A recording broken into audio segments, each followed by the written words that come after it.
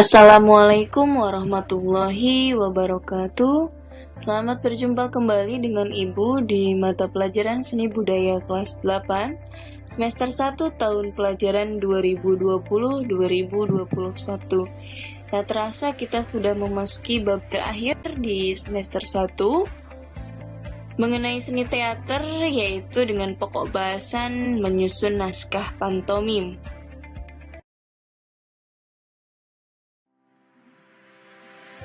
Untuk menyusun naskah pantomim, kompetensi dasar di pengetahuannya 3.2 yaitu memahami teknik menyusun naskah sesuai kaidah pementasan pantomim. Di keterampilannya 4.2 yaitu menyusun naskah sesuai kaidah pementasan pantomim. Adapun tujuan pembelajaran kita pada hari ini yaitu memahami konsep, ciri dan keunikan pantomim, memahami sumber cerita pantomim, memahami langkah-langkah berpantomim, dan yang terakhir, memahami bentuk imaji pantomim. Konsep pantomim. Yang pertama, pengertian pantomim merupakan seni pertunjukan yang memvisualisasikan suatu objek atau benda tanpa menggunakan kata-kata, namun menggunakan gerak tubuh dan mimik wajah, serta diiringi musik sebagai latar background setiap gerakan pantomim. Kemudian gerakan tubuh dan wajah pantomim biasanya menggambarkan perasaan dan suasana hati dari pemainnya, sehingga dapat dinikmati oleh penonton. Istilah pantomim berasal dari bahasa Yunani yang artinya isyarat. Seorang pemain pantomim dalam pementasannya selalu menyajikan keterampilan imajinatif dan ilustratif. Jadi, seorang pemain pantomim harus pandai berimajinasi dan berilustrasi, membayangkan suatu kejadian seolah-olah kejadian tersebut memang terjadi dan dilakukan dengan menggunakan gerakan dan ekspresi wajah. Kemudian tubuh pemain pantomim harus kuat dan lentur sehingga dapat beradaptasi dengan perubahan bentuk dan gerak secara ekspresif terkait karakter yang akan dimainkan. Kemudian ekspresi wajah dapat memberikan beragam makna dalam persembahan pantomim. Semua perubahan dan ekspresi tersebut harus dilakukan dengan luwes dan rileks.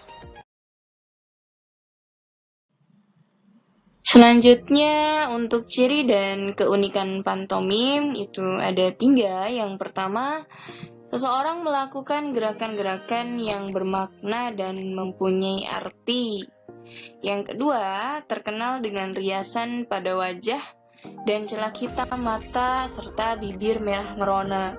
Nah, riasan putih pada wajah dalam pantomim berasal dari tradisi badut. Riasan ini biasanya digunakan dalam pertunjukan pantomim untuk menekankan sifat karakter dan ekspresi, sehingga dapat dilihat dengan jelas dari kejauhan. Riasan putih yang awalnya bermaksud menunjukkan karakter yang sederhana dan polos, dengan bentuk tampilan riasan wajah pantomim pada masa kini, itu jauh lebih berkembang dan bervariasi sesuai dengan gaya dan kreasi masing-masing pantomim, tetapi tetap dengan alas bedak dasar yang putih. Yang ketiga, baju kaos bergaris hitam putih, sarung tangan putih, dan topi hitam. Nah, ini merupakan ciri khas dan keunikan dari pantomim. Sumber cerita pantomim. Untuk membuat pementasan pantomim yang baik, sebetulnya diperlukan penyusunan alur cerita yang baik, Cerita-cerita yang bisa menarik untuk dipakai dalam pantomim pada dasarnya sama dengan alur cerita-cerita pendek, lebih pada penggambaran adegan dan situasi yang dialami oleh tokoh utama. Nah, inti dan maksud cerita harus dapat tersampaikan dengan gerakan-gerakan tubuh dan ekspresi.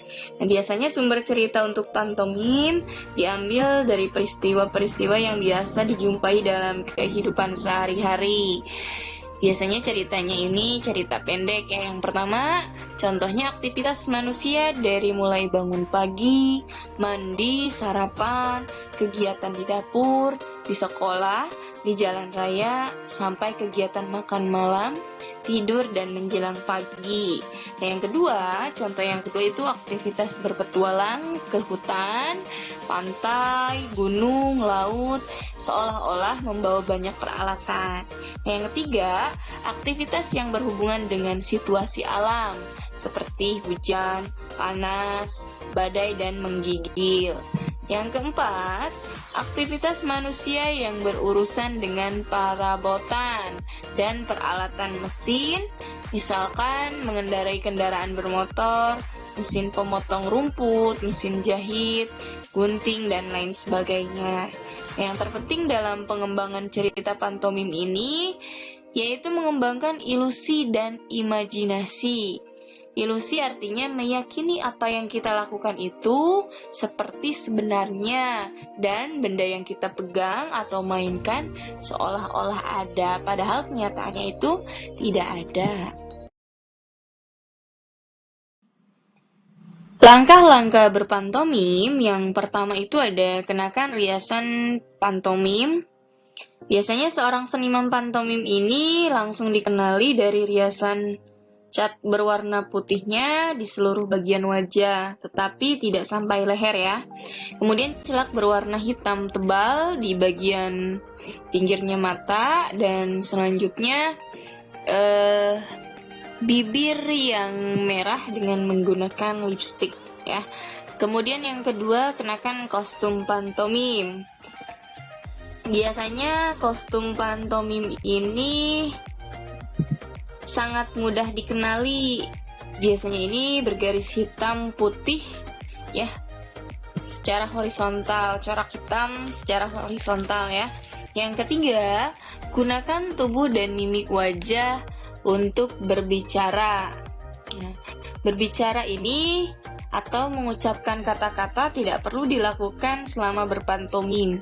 Gunakan saja ekspresi wajah, bahasa, dan postur tubuh untuk menyampaikan maksud yang akan disampaikan. Yang keempat, buatlah pantomim semenarik mungkin.